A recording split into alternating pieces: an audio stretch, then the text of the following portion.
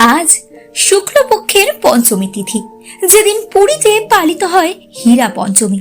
কিন্তু এই হীরা পঞ্চমী কি জানেন? প্রচলিত বিশ্বাস অনুসারে দাদা বলরাম ও বোন সুভদ্রাকে নিয়ে রথে করে মাসির বাড়ি যাওয়ার আগের দিন জগন্নাথ দেব দেবী মহালক্ষ্মীকে বলে যান যে পরের দিনে তিনি ফিরে আসবেন। কিন্তু মাঝে কেটে গেল চারটি দিন, স্বামী কিন্তু ফিরলেন না। শেষে পঞ্চম দিন দৈত্যের বাঁধ ভাঙল দেবীর। স্বয়ং তিনি পালকি করে উপস্থিত হন গুন্ডিচা মন্দিরে। এদিকে মহালক্ষ্মী আসতে শুনে মন্দিরের দরজা বন্ধ করিয়ে দেন জগন্নাথ দেব। স্বাভাবিকভাবেই আরো রেগে যান দেবী।